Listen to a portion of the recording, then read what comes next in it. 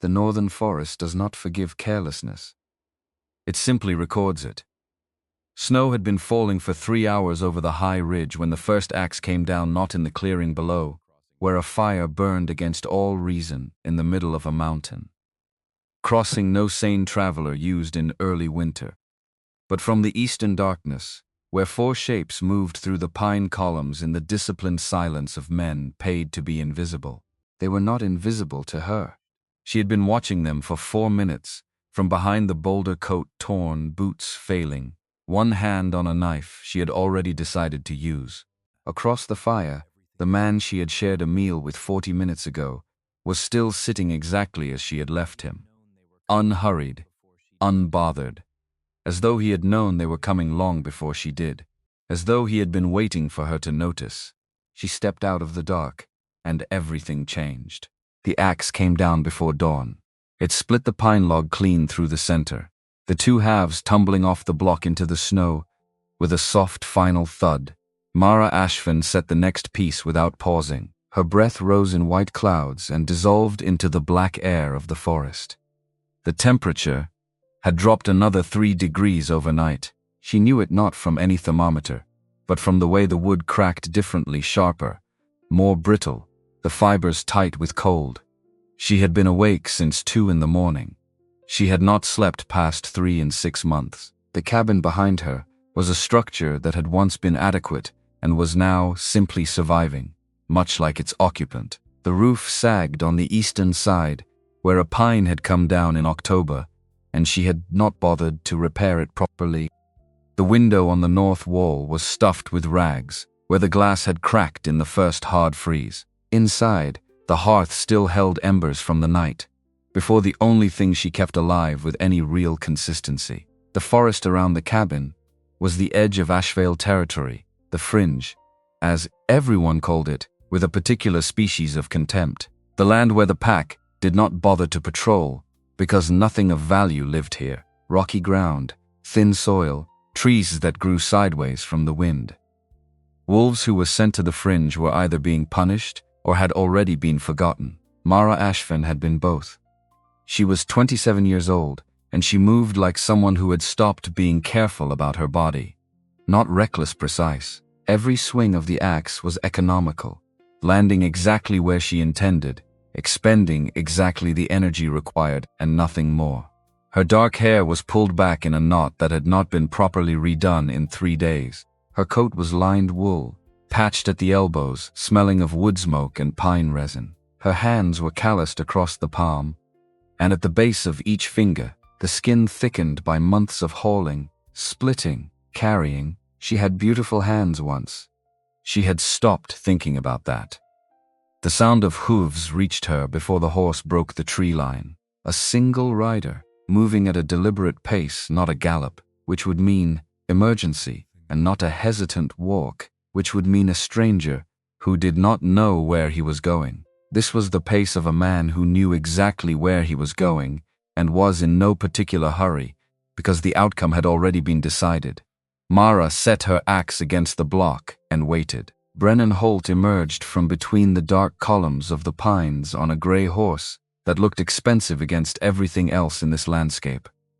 He was 45 years old, heavy-set, with a face that had once been open and was now simply tired. He wore a woolen cloak in Ashveil's dark green, the collar turned up against the cold. The cloak was good quality. The boots beneath it were already dark with mud to the ankle. He had ridden a long way this morning. Mara did not greet him. She had run out of effort for social performance several months ago. She simply watched him dismount, watched him reach into the front of his cloak, with the particular reluctance of a man performing a task he has been ordered to perform, and wishes he had not been, and withdraw a heavy envelope. The wax seal was crimson, pressed with the Ashveil crest, a wolf's head mid-snarl, which had always struck Mara as an embarrassingly transparent choice for a man who needed other people to be afraid of him. Brennan held it out. He would not meet her eyes. He had not met her eyes since the night in the council hall 6 months ago, when she had looked at him across the room during the proceedings, and he had looked at the floor. She had not forgotten that. She took the envelope, It was heavier than it should have been. Brennan said, without preamble, because he was at least honest enough not to dress it up. He expects you to attend. He says your presence will demonstrate that the transition was handled with dignity, that there is no ill will. Mara turned the envelope over in her hands. The wax was thick, perfectly formed. Aldric Vorne did nothing carelessly, least of all his appearances. No ill will, she repeated. Those are his words. And what are yours, Brennan? He was quiet for a long moment. The horse shifted behind him, restless in the cold. A bird moved somewhere in the canopy above, sending a small avalanche of snow down through the branches. I think you should read it, he said finally. And then I think you should make whatever choice is right for you. He paused. For what it's worth, it is worth very little, Mara said, not cruelly. Just honestly. Brennan nodded once as though she had confirmed something he already knew, mounted his horse, and rode back into the trees without another word. Mara stood alone in the clearing with the envelope in her hands and the half-split pile of firewood at her feet, and the darkness pressing in from every direction. She broke the seal. The card inside was heavy creamstock. The calligraphy was in gold ink. Someone had been paid well to write those letters with that degree of flourish. It announced, in formal language that managed to be both elaborate and utterly impersonal, the bonding ceremony of Alpha Aldric Vorne of the Ashveil pack and Lady Exiled Farron of Rivermark. 3 days hence, at the Moonstone, Ashveil Fortress. Mara read the date twice. She turned the envelope upside down. A second piece of paper fell into her palm, smaller, rough, the kind torn from the bottom of a supply ledger. The ink on it was ordinary brown, the handwriting entirely different from the gold calligraphy.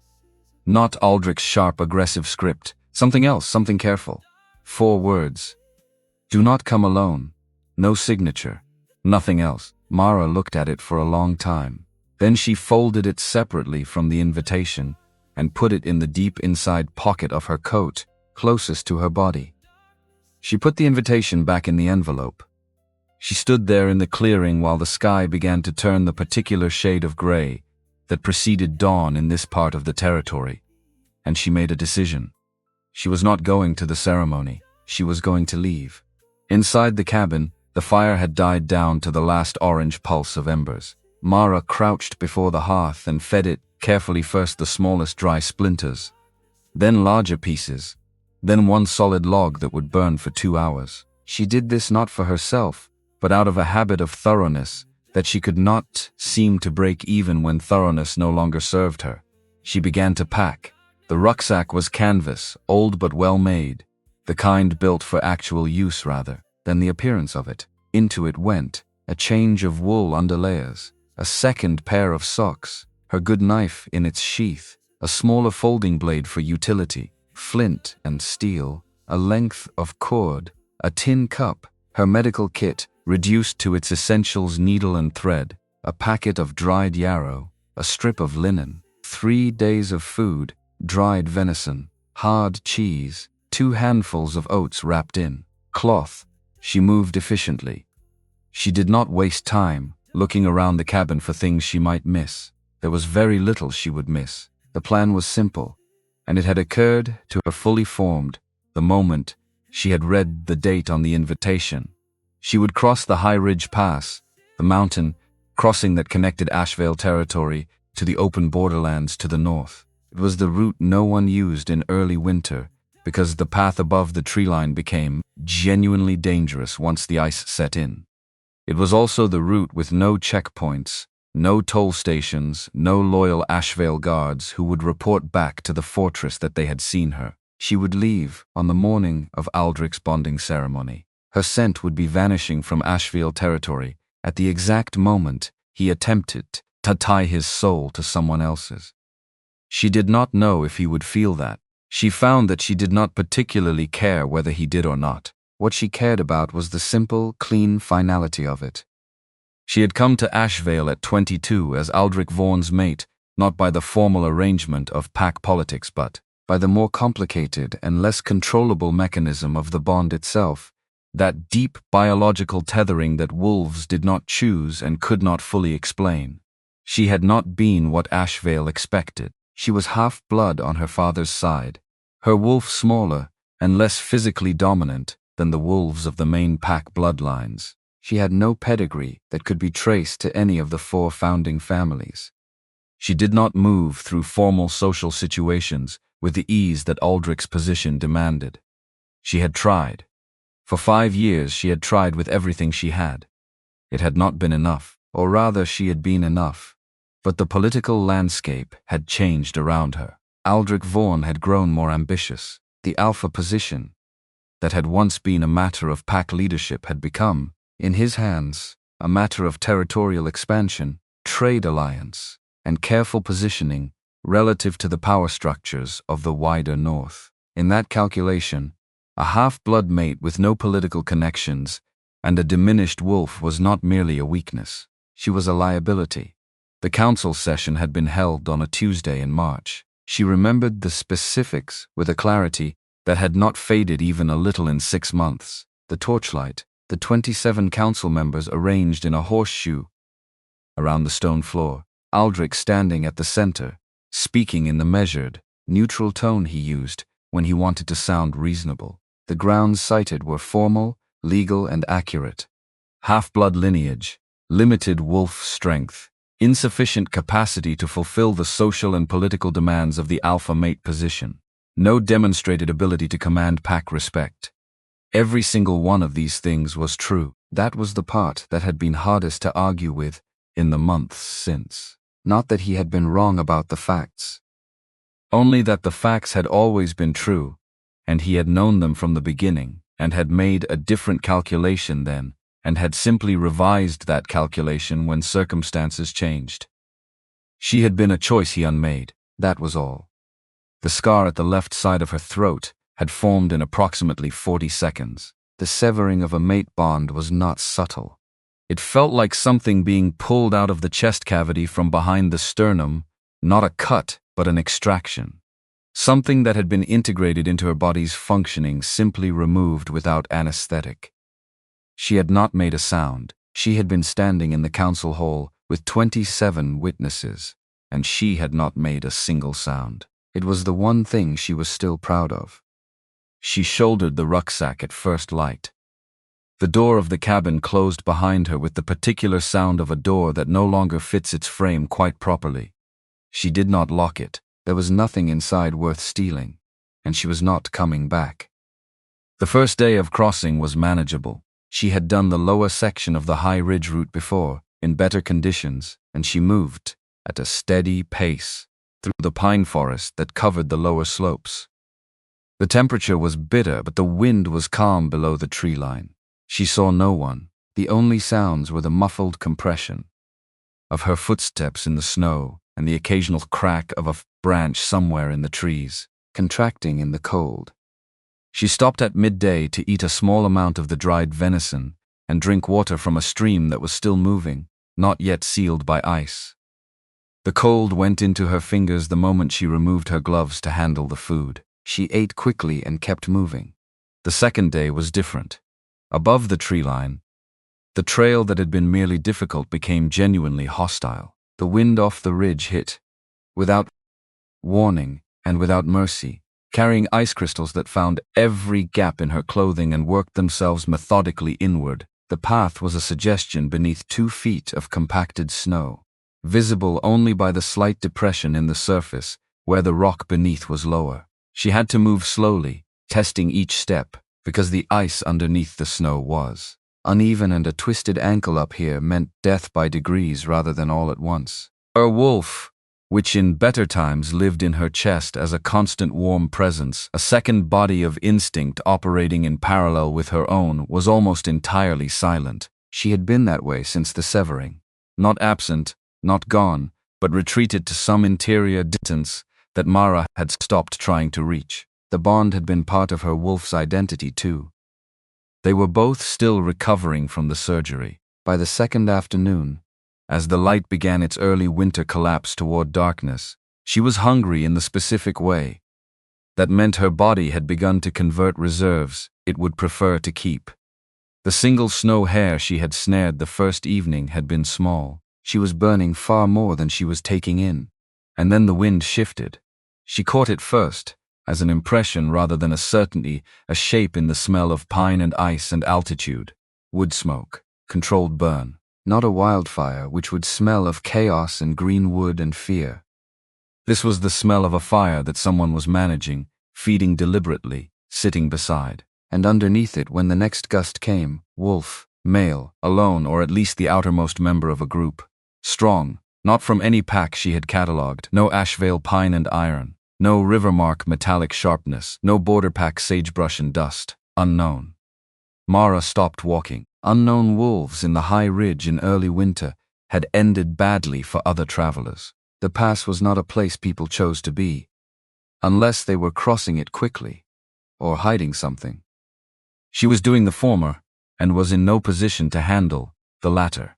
She slipped the hunting knife from the sheath at her hip, not raised, angled down, close to her thigh, available without being a declaration.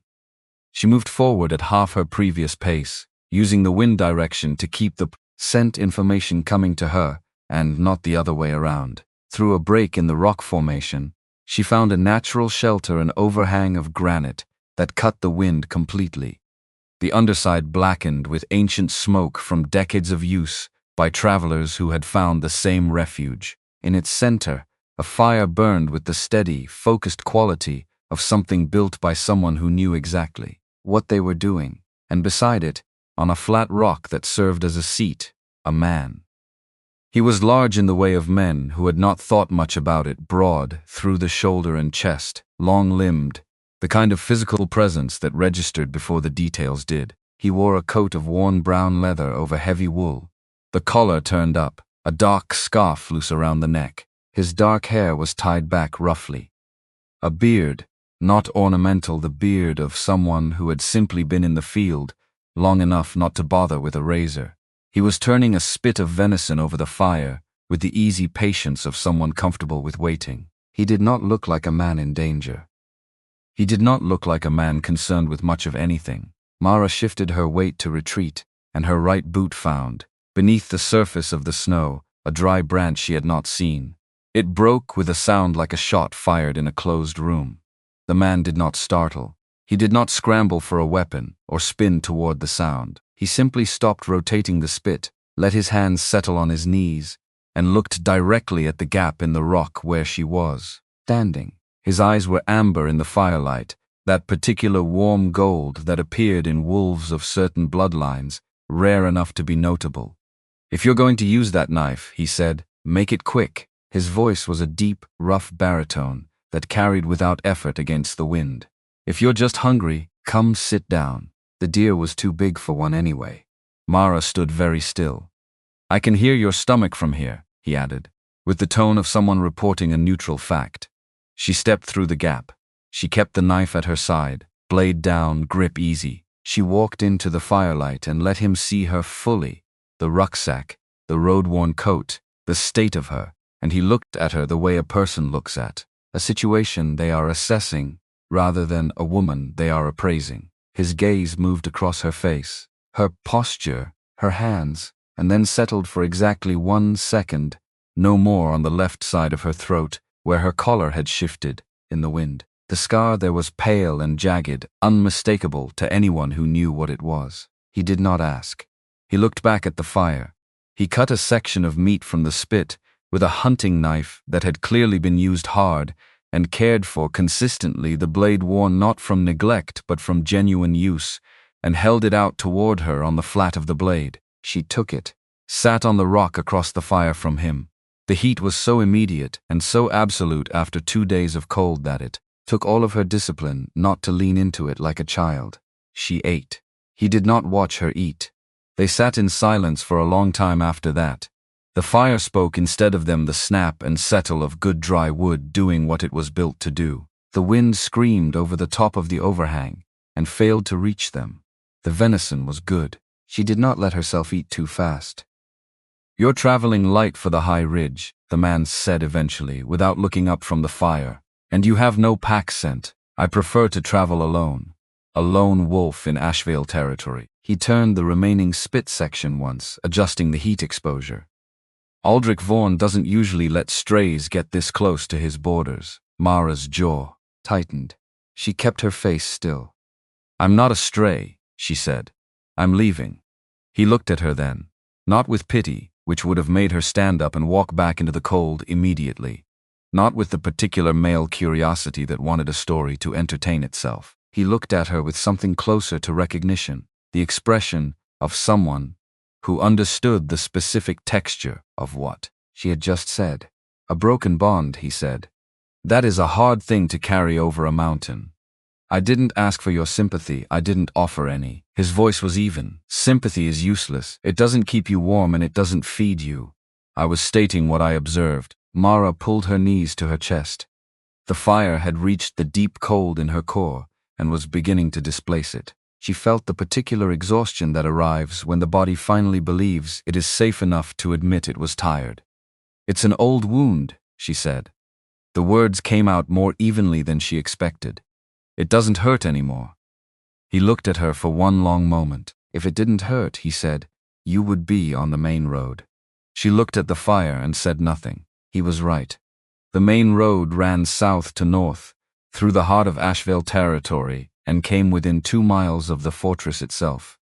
It would have been faster, warmer, and significantly less dangerous than the high ridge crossing. She had not taken it, because the main road passed through the capital, and the capital was currently decorated for a bonding ceremony. She reached into her coat, took out the envelope, dropped it on the ground between them without ceremony. He sent me an invitation, she said. He wants me there. He wants me to stand in the crowd and watch him elevate someone else and accept, in public, that it was deserved. The man picked up the envelope, broke the remaining wax. Read it. Then he turned the envelope over and tapped it once the smaller piece of paper fell out. He read that too. His expression did not change, but something in his attention sharpened noticeably. He set both pieces down on the rock beside him. He did not give them back. Are you going to let him get away with it? He asked. I'm leaving. That's me not playing his game. Leaving is exactly his game. The tone was not aggressive, it was simply factual. The way someone states the result of a calculation they have already run. It confirms everything he said about you. It says you couldn't handle it, that he was right to make the change he made. Mara looked at him directly for the first time with full attention rather than assessment. What would you have me do? She said. March into his fortress in these clothes and demand a seat at his high table. I have nothing, no pack, no position, no political standing. If I go, I give him the satisfaction of watching me break in front of his guests. The man was quiet for a moment. Then he stood up and standing. He was considerably taller than the firelit seated figure had suggested. He reached into the breast of his leather coat. He took out something metallic, small, and threw it across the fire to her in a single easy motion. She caught it. Heavy, solid gold. She opened her palm and looked down at it in the firelight. A medallion, intricately worked, a wolf's head in profile, its brow encircled by a crown of winter thorns, each thorn sharp enough to draw blood, even in cast metal. She knew this crest. Every wolf in the northern territories knew this crest. It appeared on the official documents that arrived from the capital twice a year. It flew above the 4 fortress gates that marked the boundaries of the kingdom itself. It was the crest of the king of the northern reach. Mara looked up slowly. The worn leather coat, the unadorned camp, the single fire no guard posted, the amber eyes that had been measuring her since she stepped into the light, without any of the usual calculations she saw in the eyes of powerful men, without the social performance, assessment of what she could offer, the subtle architecture of impression management. He had not been building an impression. He had not needed to. My name is Calderine, he said.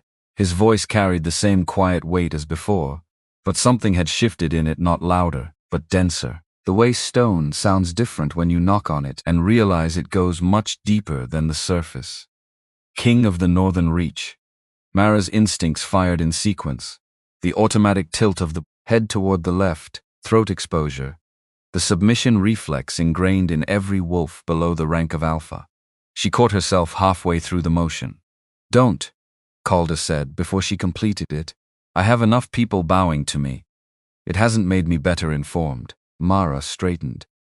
She looked at the medallion in her hand, then back at him. You're traveling alone, she said. A king, alone, on the high ridge. Not entirely alone, he said. My vanguard is a mile down the pass. I came ahead. He paused for a moment that felt deliberate. I prefer to see the terrain before I commit to it. Why are you going to Aldric's ceremony? He did not answer immediately.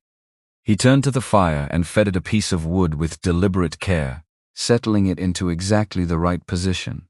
Then he straightened and looked at her directly.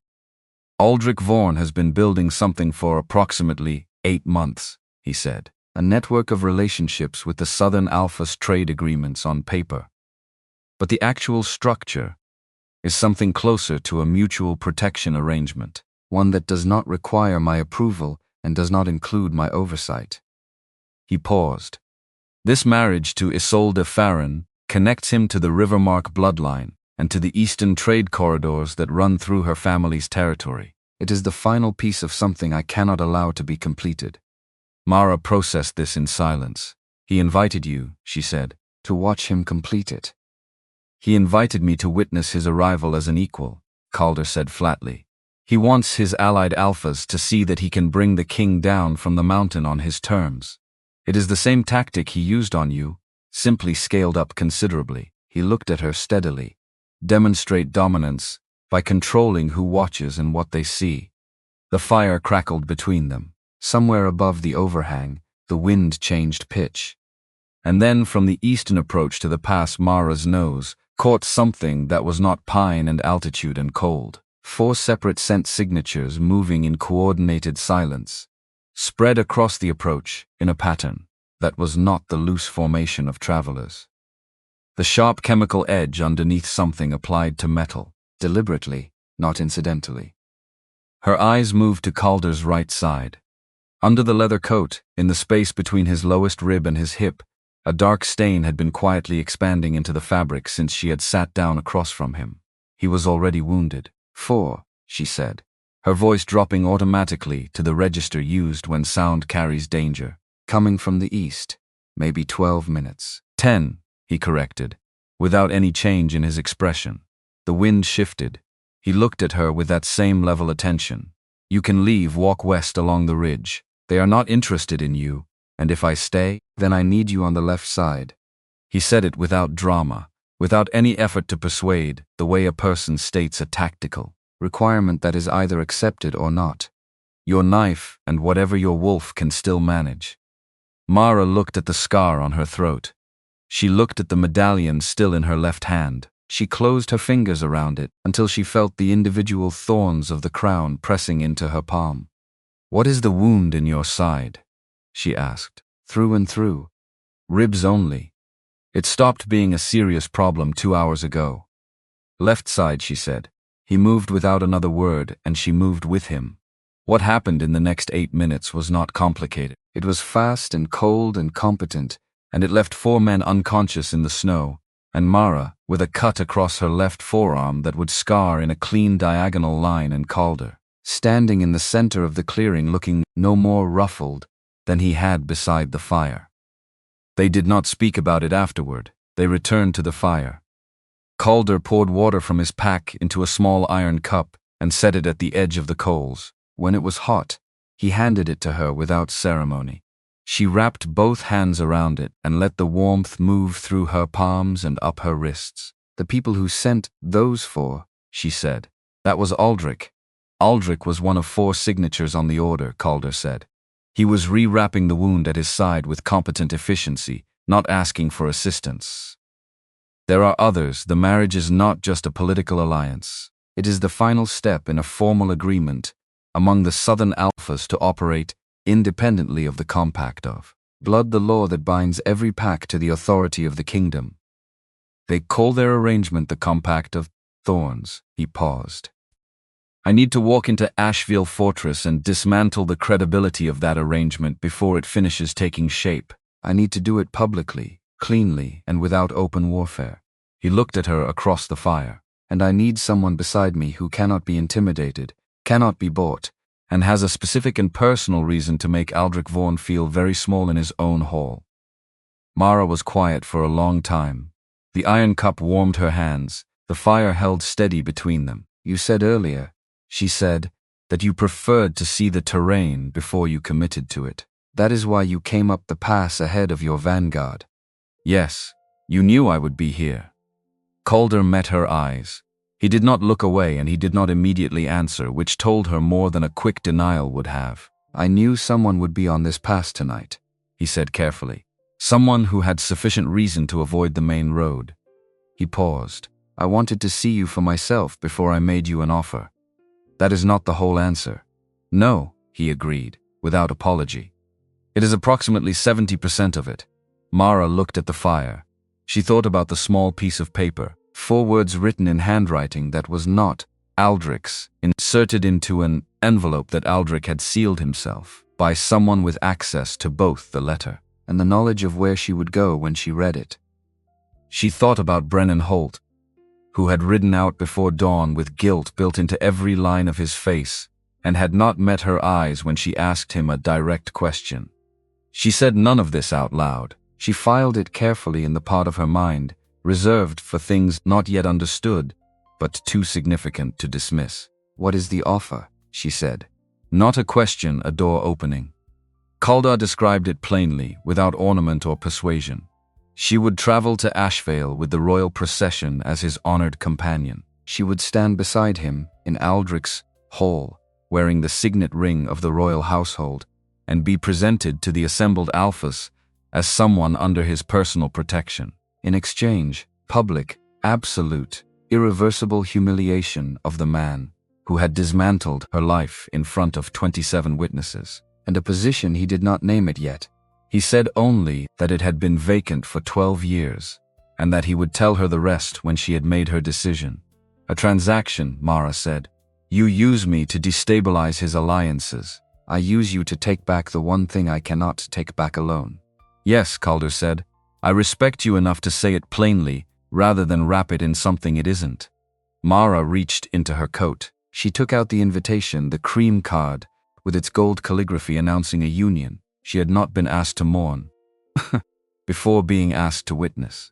She held it for a moment, looking at the letters without reading them. Then she put it back in the envelope, with the small unsigned note. She put both of them in the deepest pocket of her coat, against her body, where the warmth of her own skin would keep them from the cold. She picked up the golden medallion, from where she had set it on the rock beside her. She looked at it one final time, the crowned wolf, the winter thorns, the weight of what it represented pressed into the center of her palm, and then she closed her fist around it. "I will need a decent coat," she said. "The one I have is embarrassing." Calder Rhine, king of the northern reach, looked at her for a moment, with something that occupied the same territory as a smile, without quite arriving at one. "You will have whatever you need," he said. He turned toward the eastern side of the overhang and raised his voice once, with the ease of a man entirely accustomed to being heard in difficult conditions.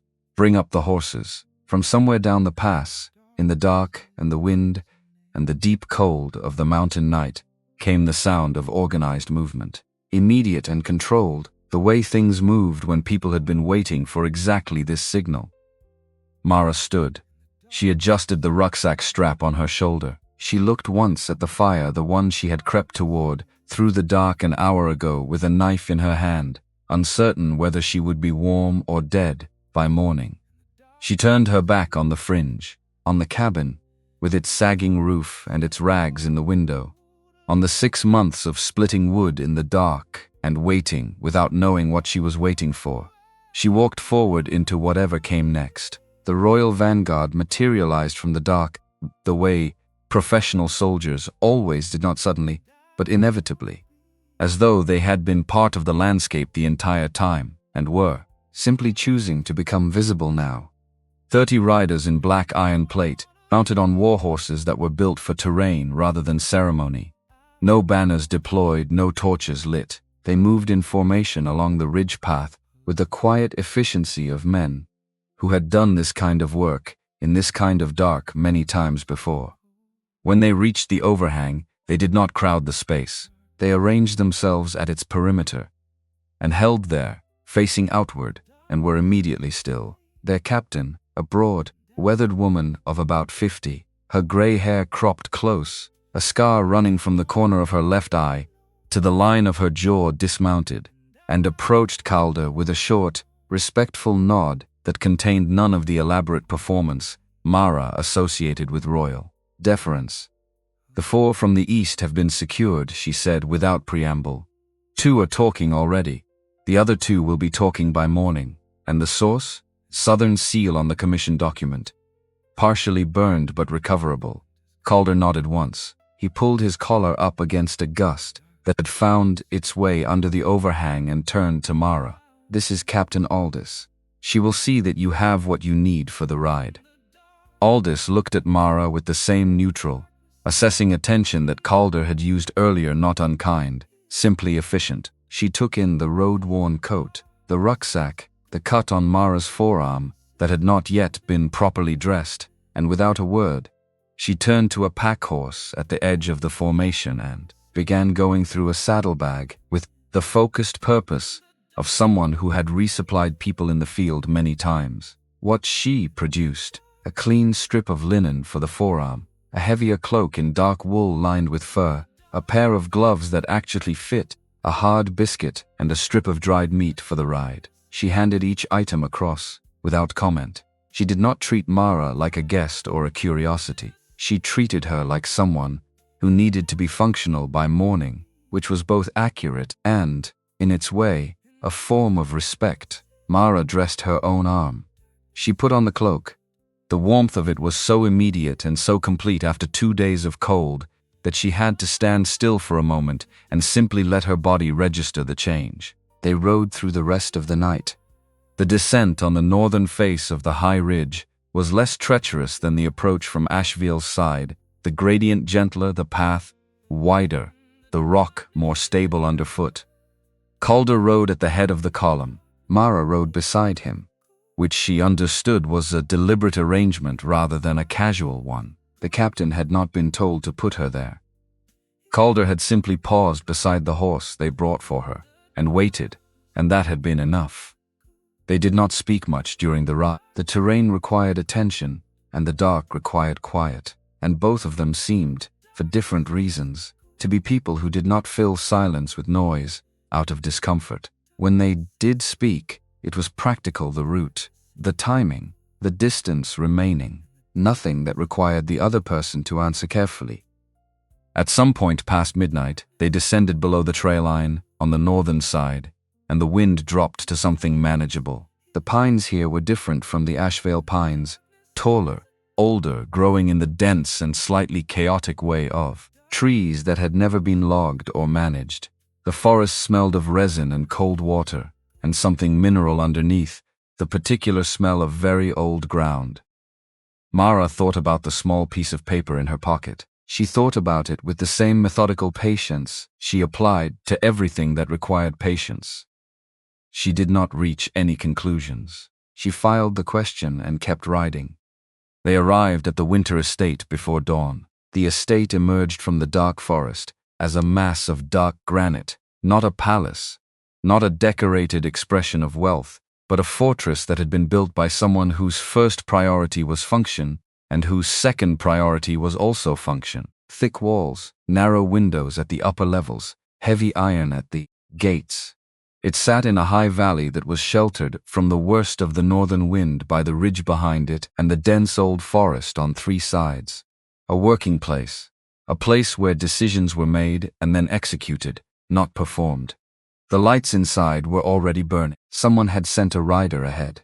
Calder dismounted in the courtyard and was met by 3 people who needed immediate answers about 3 different things.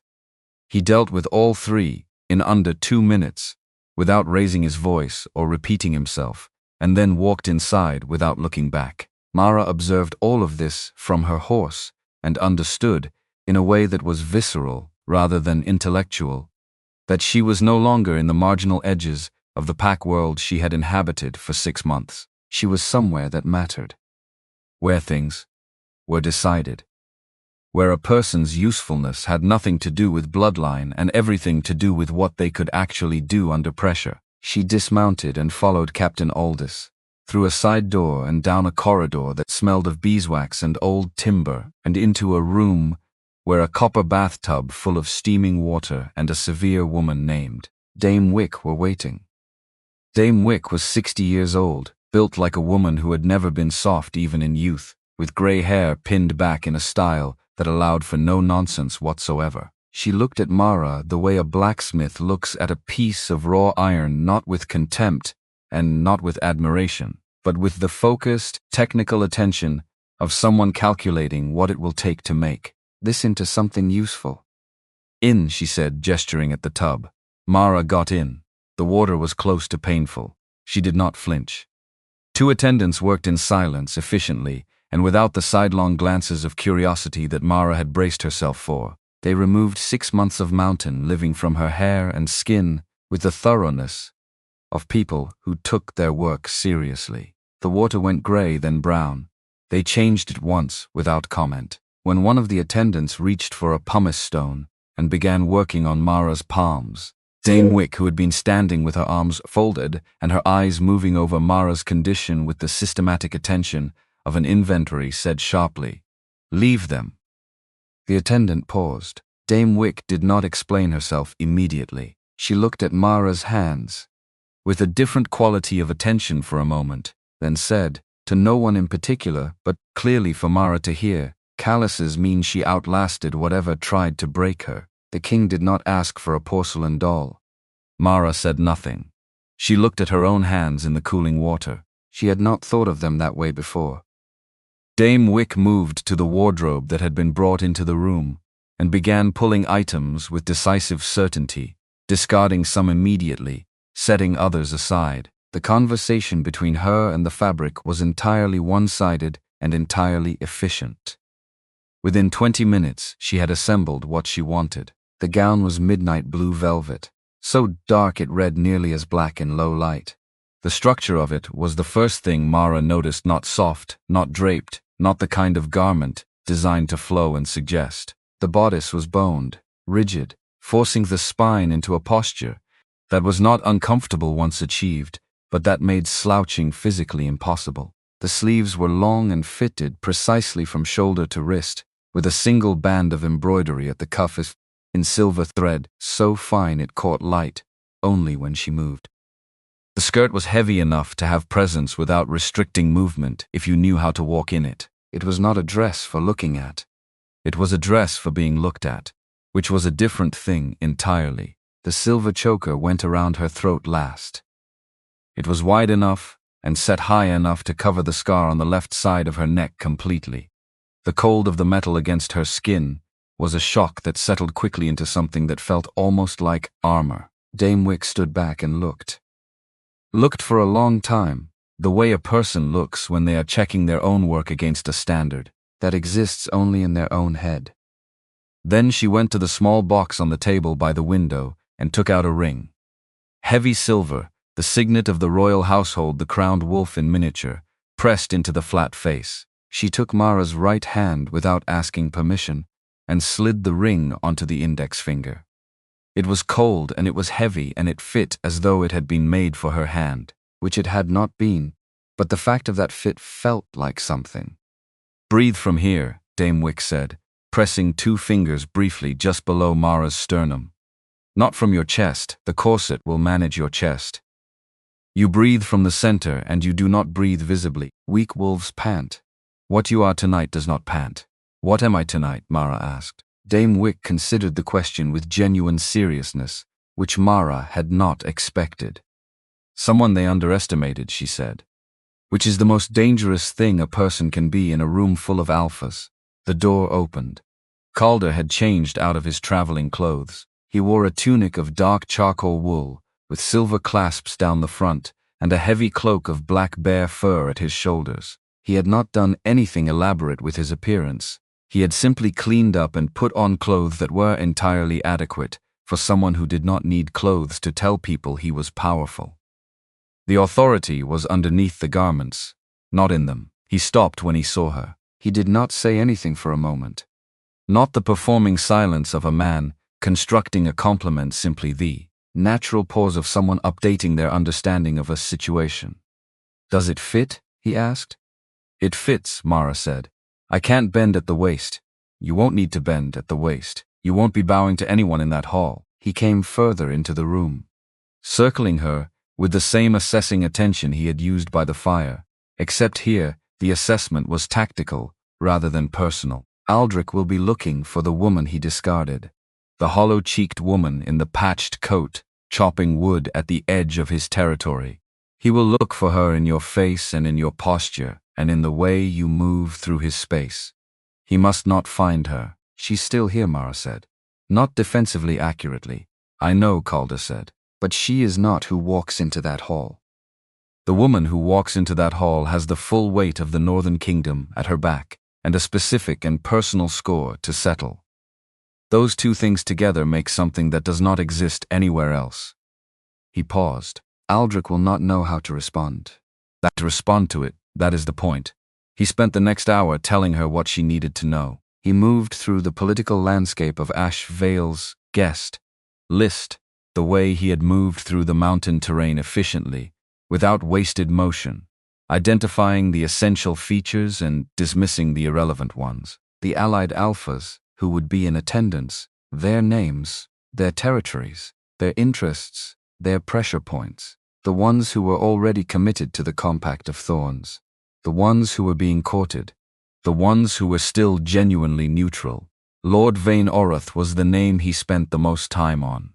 55 years old, Alpha of the Eastern Territories, which controlled the mountain passes that connected the northern and southern trade routes. He had been in his position for 23 years, which meant he had survived 4 cycles of political upheaval and 2 succession crises in neighboring pacts without ever being drawn into either. He was not neutral because he lacked conviction. He was neutral because he was a man who had lived long enough to understand that the side that wins is not always the side that is right, and that the consequences of choosing wrong were permanent. He respects strength, Calder said, not the performative kind, the kind that holds when something is pushing against it. If he sees that in you tonight, he will pay attention. And if Vane pays attention, the others watch what he does next. And if he doesn't see it, then we rely on the other elements of the evening. Calder was quiet for a moment. But I think he will see it. I think you are exactly the kind of strength that Vane Orath has been trying to find a reason to respect for 23 years. It was the second time he had said something about her that was not a compliment in the conventional sense, but was somehow more substantial than one. She noted it and set it aside. That evening, after Dame Wick had finished, and the room was quiet, and the fire had settled into a steady burn, Mara sat by the window of her chamber and looked at the mountains visible against the dark sky to the south. Somewhere on the other side of that ridge was the cabin, the axe against the block, the rucksack hanging on the peg by the door empty. She took the small piece of paper from her coat pocket, held it in the firelight. "Do not come alone." She thought about Brennan Holt's face, the specific kind of guilt that lived there, not the acute guilt of a man who had just done something wrong, but the chronic guilt of a man who had been doing something for a long time that cost him more than he had expected it to. She thought about the fact that this note had been inserted into an envelope that bore Aldric's seal, someone with access to Aldric's correspondence, to his writing materials, to the outgoing dispatch, and who also knew that Mara would be on the high ridge that night, and that there was a king waiting on the other side of it. She thought, Brennan has been feeding information to someone other than Aldric for a long time. She did not say this out loud. She put the note back in her pocket. She went to bed, and she slept for the first time in weeks without the particular heaviness that had preceded sleep since March, and she did not dream of anything at all. The second morning at the estate, Dame Wick arrived at 7 with a list of things that still needed to be addressed and the manner of someone who had already been awake for 3 hours. Mara spent the morning on posture, movement, and the specific social choreography of an alpha court, gathering not how to perform submission, which she already knew from years of practice, but how to perform its absence.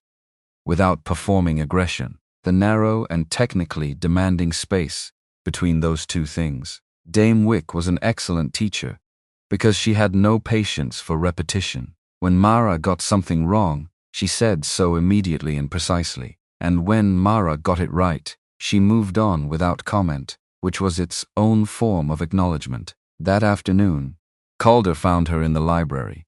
She had gone there, not because she was looking for anything specific, but because she could not sleep, and the room was quiet.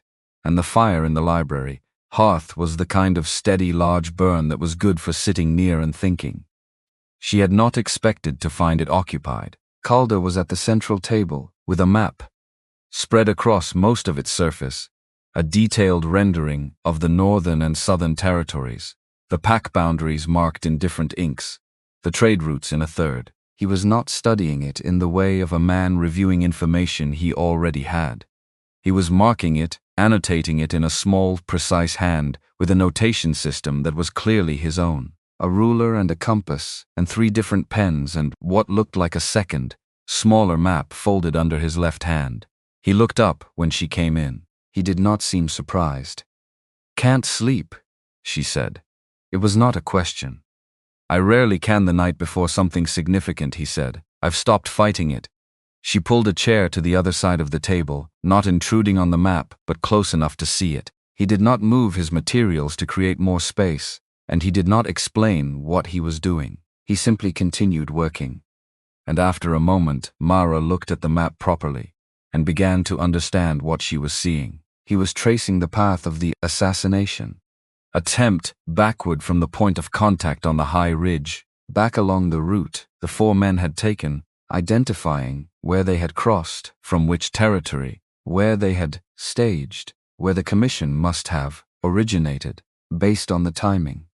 He was not doing this with his intelligence officers. He was doing it alone, at 1 in the morning, with a compass and a ruler, because there were things he was not yet ready to share. She looked at what he had already established. She looked at the small map folded under his hand, which she now recognized as a detailed rendering of the eastern approaches to the high ridge, her territory, her side of the mountain. "You need another eye," she said. He looked up. He pushed the main map toward the center of the table without a word. They worked until past 2 in the morning. She knew the eastern approaches better than he did. She had hunted them for 5 years and walked them in all seasons, and what she knew changed 2 of his calculations meaningfully. He updated his annotations without ceremony. He asked precise questions and listened to the full answer before responding. At some point, she looked up from the map and found him looking at her rather than at the map, with an expression she could not immediately categorize. Not calculation.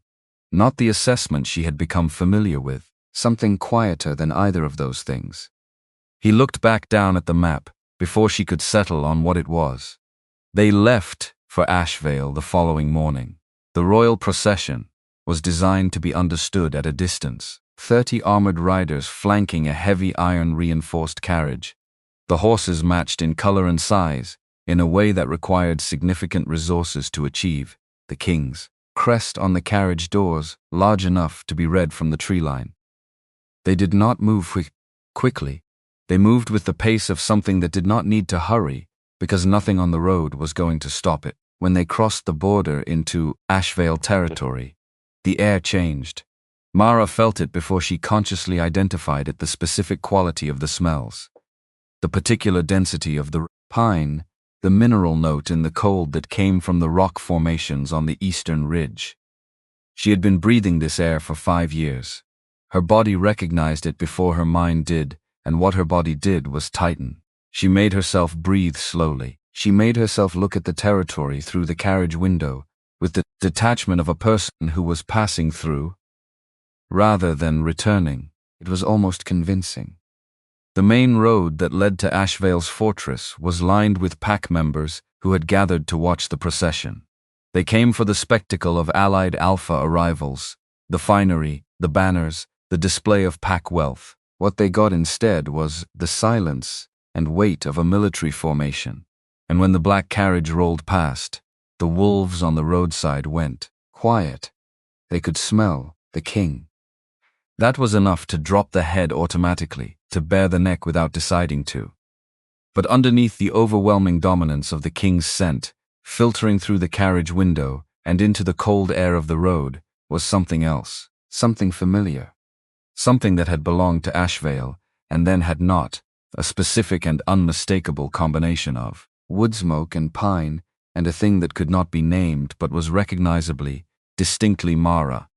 The confusion moved through the crowd, like a current through water. She saw it on the faces. She could pick out through the carriage window, the nose twitch, the frown, the lean toward the person standing next to them. She saw a woman near the front of the crowd, one she had known when she had lived here, go very still when the carriage passed, then turn to her neighbor, with an expression that was half shock and half something too complicated to read at speed. The whispers began before the carriage had passed the first checkpoint. The gates of Ashveil fortress were iron, heavy and open. The courtyard beyond them was packed the allied Alphas, in their finest, servants moving with trays and particular anxious energy of a household trying to look more prepared than it was. The smell of spiced wine and roasted meat and burning pine resin in the braziers. At the top of the stone stairs, Aldric Vorne. He was 34 years old. And he was built for the position he held, broad-shouldered, physically dominant, handsome, in the specific way of men whose handsomeness is part of their authority rather than incidental to it. He wore deep crimson wool and a gold chain at his chest. He looked, from 30 yards, and the bottom of the stairs, exactly like what he had worked very hard to become, an alpha who was ascending. Beside him, Exiled Farron. Mara looked at her with the particular attention she reserved for things she needed to understand quickly. Tall, composed, hair the color of pale birch bark against the dark fur trim of her collar. Her expression was the expression of a woman who had practiced its serene, attentive position correctly. She looked like what she was supposed to be, the ideal political complement to the man beside her. She also looked, Mara thought, like someone who was waiting for something specific to happen rather than simply standing at the top of her own stairs. The carriage stopped. The courtyard fell quiet, the way a room falls quiet when something unexpected walks into it, not all at once, but in a wave, the silence spreading outward from the point of recognition. Calder's captain opened the carriage door. Calder stepped out first. He did not look around. He did not acknowledge the immediate and instinctive bowing that moved through the assembled alphas like a reflex they could not control. He simply turned, without hurry, and extended his hand back into the carriage. Mara took it. She stepped down onto the courtyard stone. The silence that followed was not the dramatic silence of a gasp. It was the particular silence of cognitive dissonance. The moment when the brain receives information that does not fit its existing model and requires a full second to begin revising. Someone dropped something, a goblet, from the sound of it the specific ring of metal on stone, then the lower sound of liquid spreading across a cold surface. She did not look to see who. She looked at the top of the stairs. Aldric's face had gone to a color that was not quite white, more the color of stone that has been in shadow for a long time. His jaw was closed, but held in the way of someone managing an involuntary response with great deliberate effort. His eyes moved from the gown to the choker to the ring on her right hand, and she watched him do the arithmetic, watched him arrive at the answer, watched him understand what the answer meant. Beside him, Isolde Farron was not looking at Mara. She was looking at Aldric, and the expression on her face in that unguarded half-second, before she composed it back to serenity, was not what Mara expected.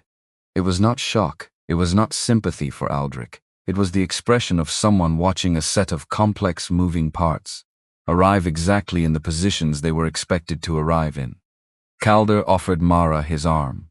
She took it. He led her toward the stairs at the pace of people who are not trying to get anywhere quickly because they have already arrived. "Chin up a fraction," he said, pitched so that only she could hear it under the ambient sound of the courtyard returning to motion around them. Not a command, a reminder, the kind you give someone who already knows and simply needs the external signal. She tilted her chin. She walked up the stairs, and she walked up them like she had climbed these specific steps every day of her life and considered them unremarkable. Aldric had reassembled himself by the time they reached him. The political instinct was strong in him, she had always known that.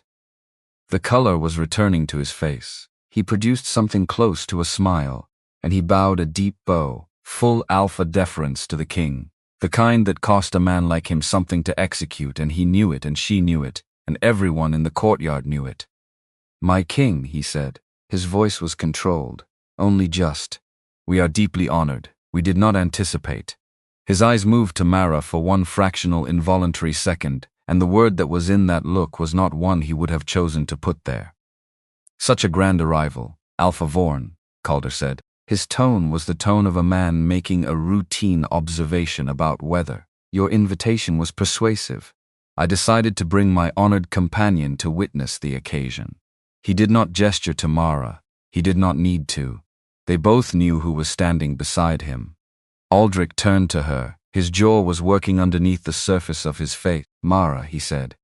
The single word cost him something. She could hear the cost. She looked at him, not with the anger she had expected to feel. Standing here, in this courtyard, in front of these people, she felt something much colder and much more useful than anger. She felt the specific clarity of a person who has finally stopped being afraid of a thing that frightened them for a long time. "Aldric," she said, "thank you for the invitation. It is fitting that I should witness you take your place," his own words.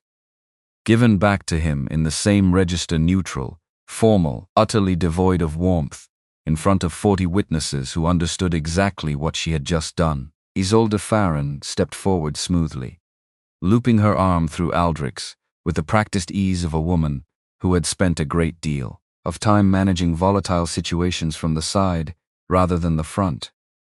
"We are honored to host you both," she said, addressing Calder with precisely the right degree of deference. "The feast is prepared. Please, the great hall is ready." Calder nodded. He walked forward, which meant Aldric and Isolde had to step aside to let him pass, rather than leading him, which was the point. Mara walked beside him, and kept her eyes forward, and felt Aldric's gaze on her back like a hand pressed flat between her shoulder blades. The great hall of Ashveil was a space she had eaten in, argued in, and spent entire evenings trying to navigate correctly for 5 years. It was a cavernous space of heavy oak and iron chandeliers and fire in every hearth, the high table on its days at the far end, the long tables below it, packed with the pack elite and the visiting dignitaries. Calder did not sit in the chair designated for him to Aldric's right. He moved past it, without pausing, and settled in the central chair of the high table, the chair that was, by convention and by the architecture of every packed gathering hall Mara had ever been in, the host's seat. The ripple of shock was visible, even from where she was standing. Aldric arrived at the dais a moment behind them and stopped. His face went through 3 things, in rapid sequence that he did not manage to conceal quickly enough: disbelief, fury, and then the cold, controlled settling of a man who has decided to absorb the blow rather than respond to it, in a way that would cost him more. "My king," he said, keeping his voice low enough for plausible privacy. "That seat is perfectly comfortable." Calder said, not unkindly, not aggressively, simply finally, "Unless you prefer I sit with the outriders by the door." Aldric sat down to Isolde's left. He had been pushed to the edge of his own high table, at his own bonding feast, in front of every alpha whose respect he had spent 8 months securing. He picked up his wine goblet and held it and did not drink from it. The feast began. Mara sat with her back straight and her hands in her lap and ate methodically and did not touch the wine. The atmosphere in the hall had the specific texture of a room where everyone is watching something and pretending not to. Servants moved too quickly. Conversation at the lower tables was too loud. The forced brightness of people performing normalcy over the sound of something else. Entirely. Isolde leaned forward at some point in the second course. She had the angle of someone about to deliver a remark at a pitch that would carry to the nearest table's calculated reach, calibrated volume. "Mara," she said. "We were quite surprised when the king's procession arrived. We had understood you to be settled in the fringe territories. The adjustment to a hall like this must be considerable. The tables within range went quiet in the particular way of people who have been waiting for exactly this. Mara set her knife down on the edge of her plate. She turned her head toward Exiled at the same unhurried speed she would use to turn toward a window to check the weather. The fringe is quiet, she said. The pitch was even, carrying without effort, exactly as Dame Wick had practiced with her. It teaches you to read the landscape very accurately, to distinguish predators from those who simply dress like prey. She paused for precisely one beat. The adjustment to this hall has been seamless. The company is much the same. From somewhere down the table, someone produced a cough that was not entirely convincing as a cough. Isolde's face did not collapse. She was too accomplished for that. But something in it settled into a different configuration, the slight recalibration of a person who has thrown a punch that landed differently than intended. Aldric's goblet hit the table. The wine moved inside it. "Watch your tone," he said, leaning forward, his voice dropping into the register that had, for 5 years, been enough to end any conversation he wanted ended. His alpha nature pushed outward in the way that was involuntary, and also entirely deliberate, the dominance pressure that every wolf in proximity felt in the chest and in the spine. Calder stopped eating. He did not look up immediately. He set his fork down with the precision of a man placing a piece on a board, and then he raised his eyes to Aldric. He did not flare his own dominance. He did not growl. He simply looked at Aldric with the full and undivided attention of a man who has absolute authority and has not needed to demonstrate it loudly in a very long time. Aldric's dominance pressure sputtered. It did not diminish gradually, it cut out, the way a flame cuts out when the oxygen runs out, sudden and complete. Aldric looked down at his plate. The table was silent. "Alpha Vorne is right," Mara said into that silence, in the same even tone she had been using all evening. Several heads turned toward her. Calder raised one eyebrow by a fraction. "I am in his house," she continued. She reached up and touched the silver choker at her throat. One deliberate gesture, then lowered her hand so that the signet ring caught the firelight from the nearest hearth. "The house, where I was told a diminished wolf and an insufficient pedigree made me a liability. Where I was measured and found wanting, in front of 27 witnesses, with the same neutral efficiency one uses to assess a field. She let that settle. It took Aldric 8 months of careful negotiation to construct an alliance strong enough to extend his borders," she said. Her voice was quiet enough, now that the tables nearest the dais had to lean in slightly to catch it. A marriage, a compact, a network of agreements. 8 months to borrow the power he needed. She looked at Aldric directly. He was looking back at her. He could not seem to stop. "It took me 3 days to walk into this hall on the arm of the king," she said. "I would be genuinely interested, Alpha, in your assessment of which of us demonstrated the greater political instinct." The great hall of Ashveil was so quiet that the crack and settle of the nearest hearth was audible from 40 feet away.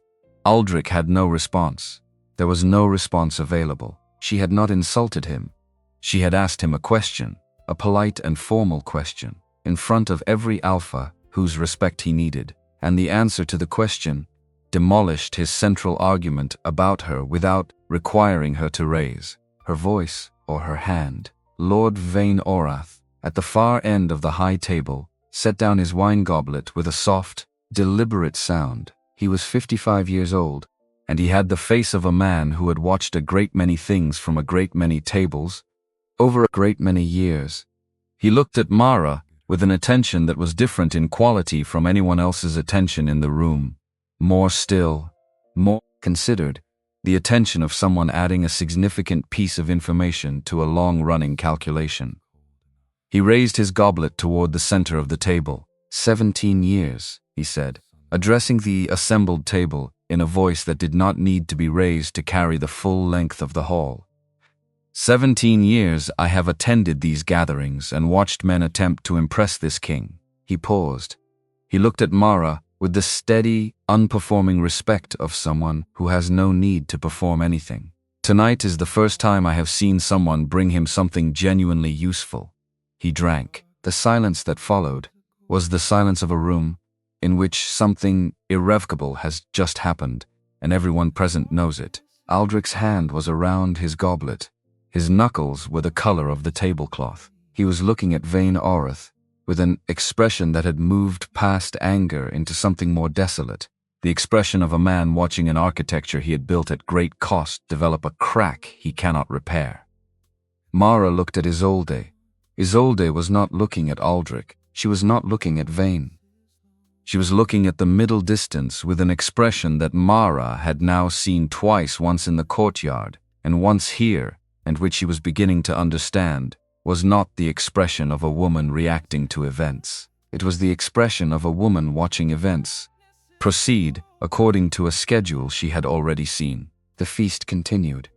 It continued in the way that dinners continue. After something decisive has happened, the courses came and went, the servants moved, the candles burned lower.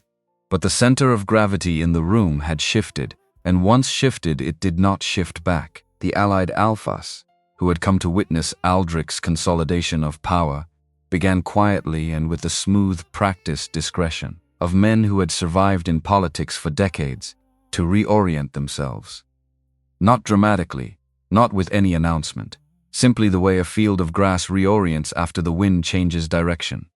Their eyes went to the center of the table, not the left side where Aldric sat, the center, where Calder sat, and where Mara sat beside him, and where something had happened tonight that would be discussed for a long time in halls very different from this one.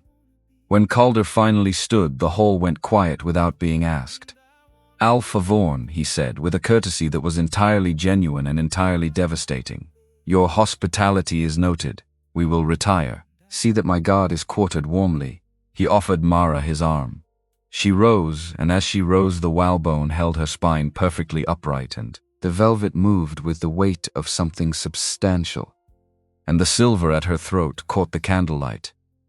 And she walked the length of that hall beside the king of the northern reach, and did not look left or right, and did not hurry, and did not slow. They walked through the oak doors, and into the cold stone corridor of the guest wing. The doors closed.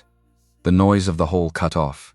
Mara stood in the corridor and let go of Calder's arm and put her back against the cold granite of the wall. The adrenaline that had been sustaining her since the courtyard went out of her all at once, not slowly but completely, like a lamp with no oil left. Her hands began to shake with the specific tremor of a body reporting belatedly what it had been through. Calder did not move toward her. He took one step back, giving her the space she needed without being asked. He reached inside his fur cloak and produced a flat silver flask. He held it out. She took it with both hands and drank, and the mountain whiskey went down, like the memory of fire. She lowered the flask.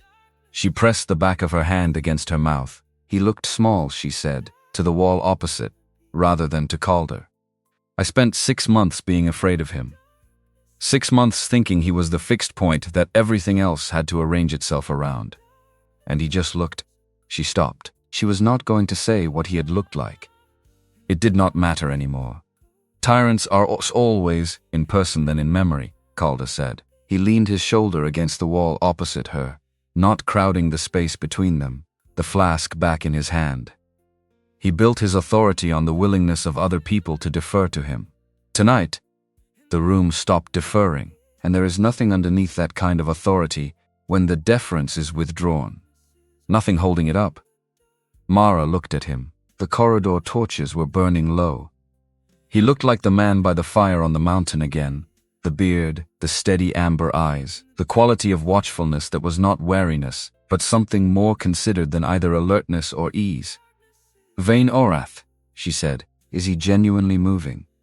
By tomorrow morning, his correspondence agent will be sending a raven to my estate. Yes.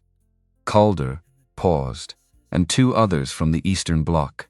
Aldric built his network on the assumption that each member's commitment would hold under pressure.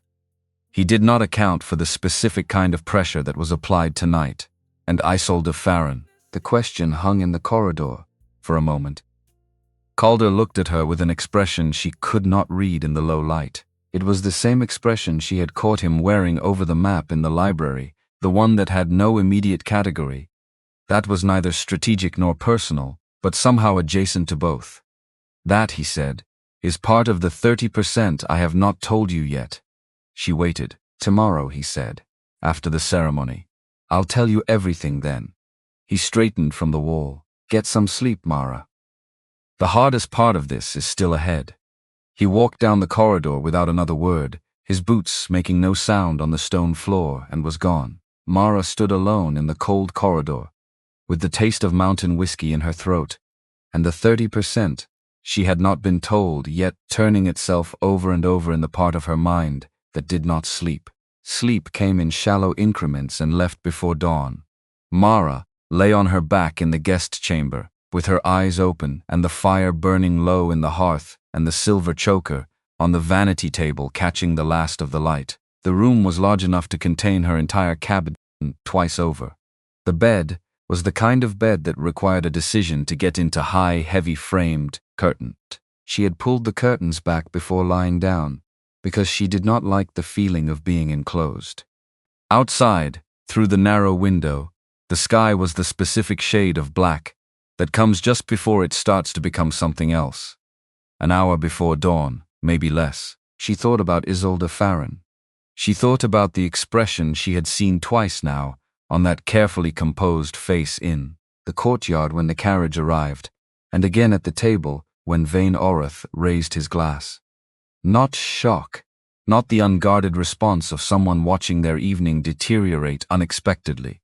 Something more deliberate than that, the expression of a woman watching a clock and noting that it was keeping correct time. She thought about the small piece of paper, "Do not come alone," the handwriting that was not Aldric's. She thought about Brennan Holt's face when he had handed her the envelope.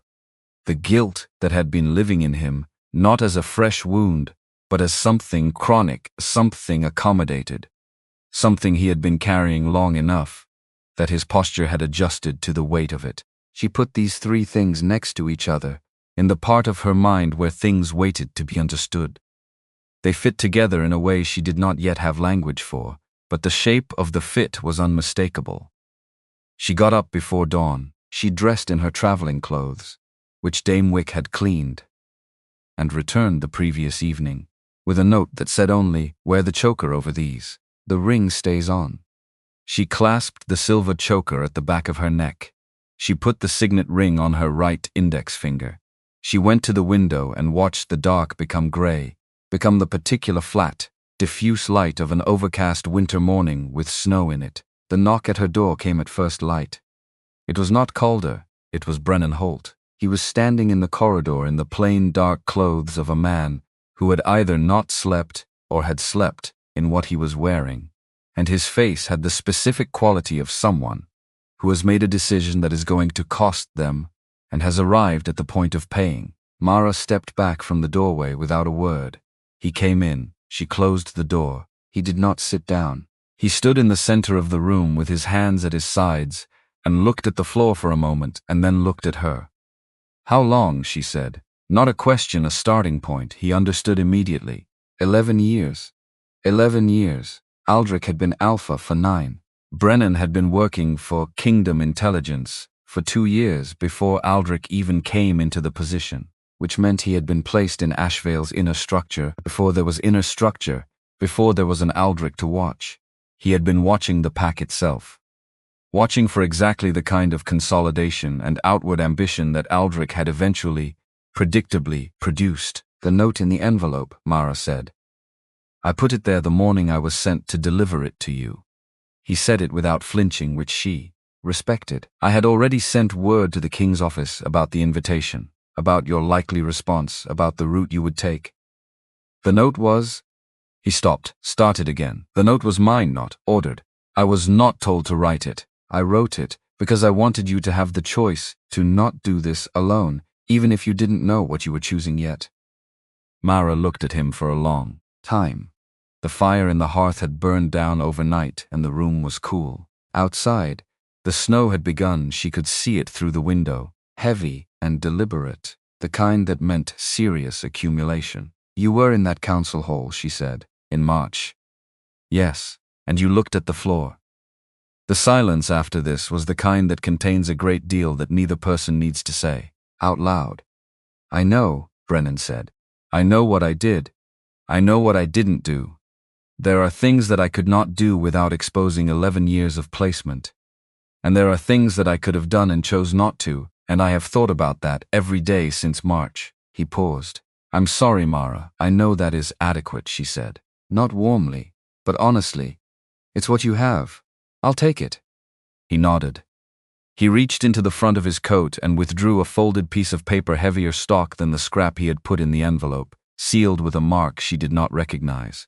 He held it out. The king asked me to give you this, he said, before the ceremony. He said you would know what to do with it when you'd read it.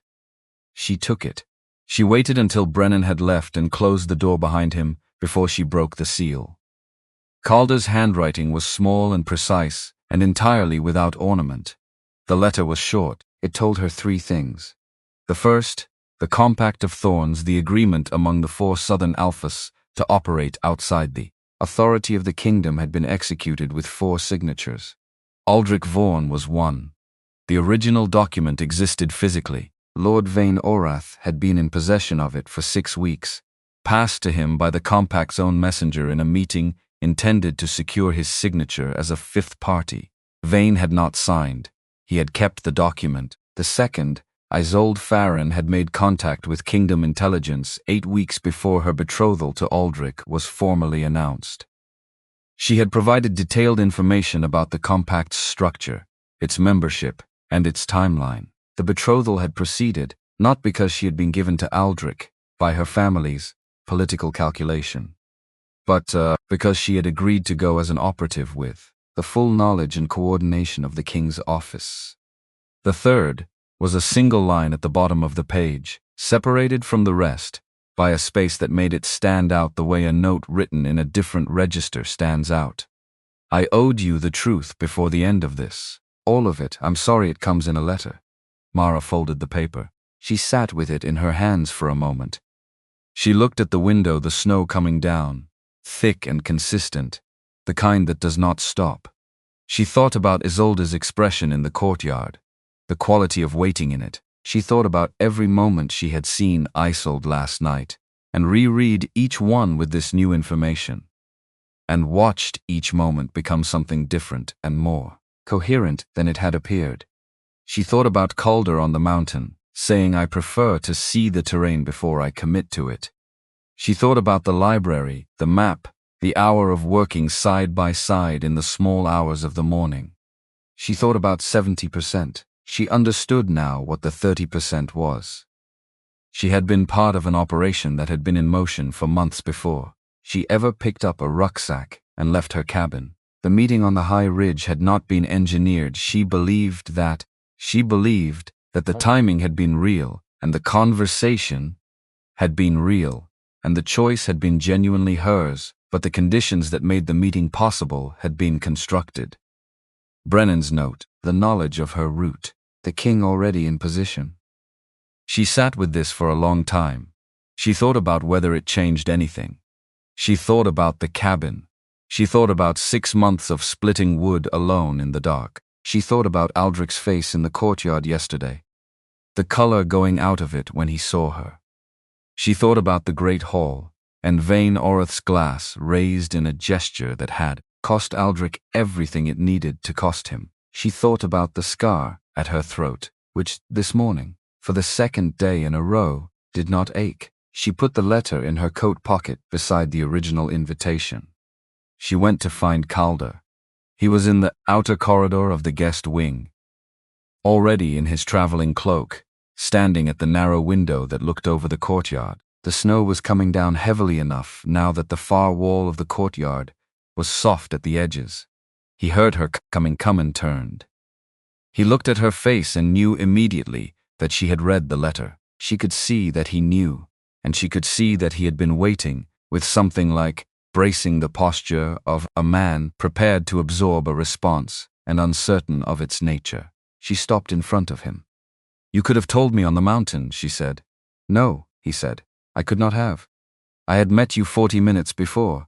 I did not know you, and the operation required that your responses at Ashveil be genuine, your anger, your contempt, your specific and personal satisfaction at what happened in that hall last night. If you had known the full architecture of it, you would have been performing rather than being, and Aldric would have seen the difference. He's not stupid. You used me. Yes, he said. As I told you I would, as you agreed to be used. He paused. What I did not tell you was the full extent of the planning that preceded our meeting. That was a decision I made, and I made it for operational reasons that were real, and I also. He stopped. He looked at the window for a moment, then back at her. I also did not tell you, because I thought if you knew the full shape of it before you had decided to walk in, you might walk away. Not because you were wrong to, but because I needed you not to. The courtyard below was white and still. The snow kept coming. Exiled, Mara said. She came to us. We did not recruit her. She had been watching Aldric build the compact for 4 months before she made contact, and what she had seen was enough to make her decision for her. He paused. She is not what she appears at this ceremony. She will leave Ashveil before the bonding feast is complete. She has already made her arrangements, and Aldric is left with a ceremony and no allies and a wife who was never his to begin with. Yes. Mara was quiet for a moment. She looked at her own hands, the ring on the right index finger, the calluses Dame Wick had told the attendant to leave alone. The 30%, she said. Is there anything else in it? Calder looked at her steadily. No, he said. That was all of it. She nodded once. She looked at him for a moment, more at the amber eyes, at the man who had been managing a complex operation across months, and had still found time to work a map by candlelight with her at 1 in the morning and had not needed to do that. Had chosen to.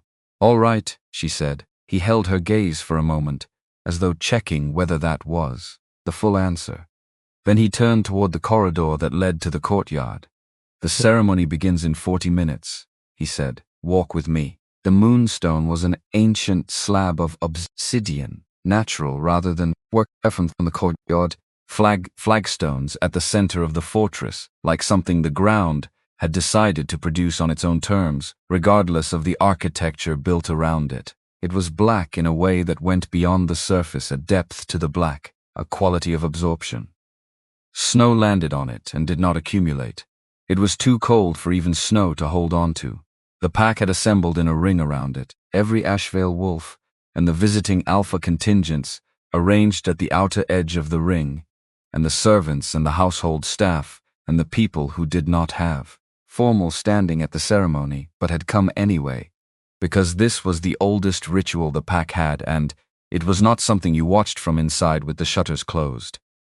Their breath rose in a collective white cloud above the ring. The snow came down through it and continued to the flagstones. The braziers at the 4 cardinal points of the ring burned pine resin in the specific pattern, reserved for bonding ceremonies, a smell Mara had been at 3 other bondings in Ashveil, as associated now with the particular mixture of genuine joy and performative obligation that such events contained in varying ratios. Today there was very little of the first, and a great deal of the second. Mara and Calder stood on the balcony that overlooked the courtyard from the north face of the inner wall.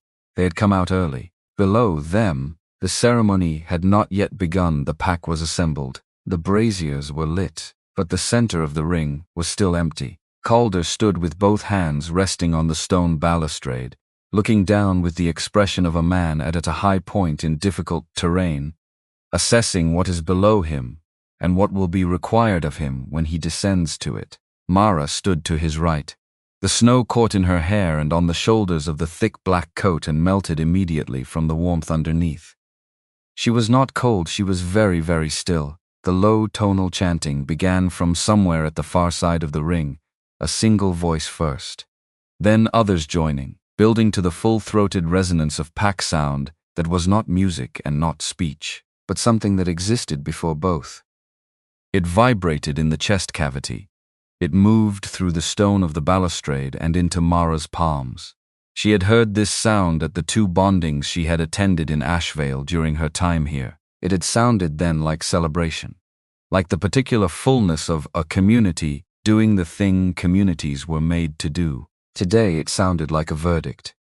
Aldric and Isolde entered the ring from the south, moving between the assembled wolves, parted for them in silence. They wore the ceremonial white leathers unlined, deliberately thin for the season, the symbolic vulnerability of two people agreeing to be seen without defense.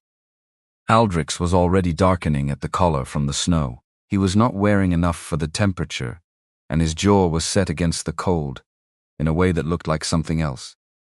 He looked terrible. Not in the superficial sense. His posture was maintained. His chin was elevated. He was doing everything the alpha position required of him in this moment. But underneath the performance, in the specific quality of the skin around his eyes and the set of his mouth, was the evidence of a man who had not slept, and who had spent the sleepless hours arriving at understandings he did not want. Isolde moved beside him with the measured pace of someone walking a path she has already walked in her mind many times and is now simply executing. Her face was arranged into the correct expression. Her hands were quiet at her sides. She did not look at the assembled wolves or at the balcony. She looked at the moonstone ahead of her. Brennan stood at the moonstone in the role of the ceremony's formal witness, the one who held the silver bowl, who spoke the invocation, who would confirm to the pack and to whatever watched over such things that what happened here today was witnessed and real and binding. He held the bowl with both hands. He was looking at the stone. The chanting deepened. Calder spoke without moving, pitched low and level beneath the resonance of the pack sound. "He's going to look for you." "Let him look," Mara said. Aldric reached the moonstone. He took the ceremonial knife from Brennan, a blade that was older than the fortress, its handle worn smooth by generations of hands that had held it at moments like this one. He looked at the blade for a moment. Then, with a steadiness that cost him something, he drew it across the palm of his left hand. The blood came quickly, dark against the white leather of his sleeve. He turned his hand over the silver bowl and let it fall. And then he stopped. He did not hand the knife to Isolde. He did not move to the next step of the ceremony. He stood at the moonstone, with his blood falling into the bowl, and his head tilted back, and his eyes moved upward, to the north wall of the courtyard, past the assembled wolves, past the smoke of the braziers, past the falling snow. He found the balcony. He found her. The distance between them was close to 100 feet, and the snow was coming down between them, and the light was the flat, gray, undifferentiated light of heavy overcast. But wolves see through conditions that defeat other vision. And she felt the impact of his gaze, the way she had once felt it from across a room when they were the only people in it, and it had meant something entirely different. Mara did not move. She did not look away. She looked back at him from 100 feet above his courtyard, in the coat of the royal household, beside the king of the northern reach, and she felt absolutely nothing in the space. Behind her sternum, where the phantom ache had lived for 6 months, not nothing in the sense of emptiness, nothing in the sense of completion, of a space that had been held open for something that no longer needed to be held. What she saw in Aldric's face from 100 feet away in the snow was not the Alpha she had feared for 6 months. It was not the calculating political mind that had assessed her and found her insufficient and had done what it calculated was necessary and had been entirely consistent with everything it had ever been, which was its own kind of integrity, even if it was a damaging one. What she saw was a man who was standing at his own bonding ceremony in the snow with his blood falling into a silver bowl, and understanding, in this specific and irreversible moment, what he had traded and what he had received in exchange, and what the actual value of that trade had been. He had traded absolute loyalty for political utility. He had received political utility and had now watched it dissolve in a single evening. She did not feel satisfaction at this. She felt the clean, quiet finality of a door closing from the inside, not slammed, not left ajar, closed. Beside her, the blood missed the bowl. A single drop fell past the rim and landed in the snow at Aldric's feet, a small red point in the white, immediately beginning to diffuse at the edges. Isolde's hand appeared. She took the knife from Aldric's loosening grip with the unhurried precision of someone who has been ready for this moment and has simply been waiting for it to arrive. She drew the blade across her own palm without hesitation. She held her fist over the bowl and let her blood fall and mix with his. Brennan began the invocation. His voice was steady. He spoke the words of binding that the pack had used for longer than the fortress had stood, the words that tied two souls together in the sight of the pack and whatever else watched over such things. He spoke them correctly and completely, and without expression. The chanting shifted. It shifted into the specific resonance that indicated completion, the deepening and broadening of the sound that meant the ritual had been witnessed and received and was now irrevocable. Whatever else was true about this ceremony, whatever the full architecture of it contained that the assembled wolves did not know, the moonstone had received what was offered. A sound rose from the assembled pack, not quite a cheer, not quite the spontaneous roar of genuine celebration. It was closer to a collective exhale, the sound of an obligation discharged, of a required thing completed. Aldric did not look at Exiled. He stood with his head slightly lowered, looking at the mixed blood in the silver bowl, and his face was the face of a man who is standing in the wreckage of something he himself constructed, and is only now understanding the load-bearing elements he failed to account for. Isolde turned from the moonstone. She looked at Brennan for a single second, a look that passed something between them that was not visible to anyone standing more than 3 feet away. Brennan's chin dipped once, barely perceptibly. Mara saw it. She understood it now. "It's done," Calder said quietly. He straightened from the balustrade. "We leave within the hour. Your things are already loaded." He paused. "There is one more thing that needs to happen first. I think you know what it is." She did. She turned from the balcony and walked inside. The courtyard was in the particular state of organized dispersal that follows the end of a ceremony, the ring dissolving, people moving toward the warmth of the inner halls, the servants beginning the work of clearing the ceremonial space. The snow continued to fall, already beginning to soften the edges of the footprints left by hundreds of wolves in the ring. The royal carriage was in the outer courtyard, the vanguard already assembled and mounted. Steam rose from the horses. The iron carriage wheels had pressed twin lines into the fresh snow. Everything was ready. Mara crossed the inner courtyard at a pace that was deliberate without being slow. She wore her traveling clothes, the choker still at her throat, the ring still on her hand. The velvet gown was in a trunk on the carriage. She felt like herself, not the hollow, diminished self of the cabin and the fringe, but the version that had walked into Aldric's hall last night and had looked him in the eye and had not looked away. The same version. Finally, Aldric was at the base of the fortress stairs. He had changed out of the ceremonial white. He wore ordinary winter clothes, now heavy wool, dark gray, the practical clothes of a man who had set aside the costume.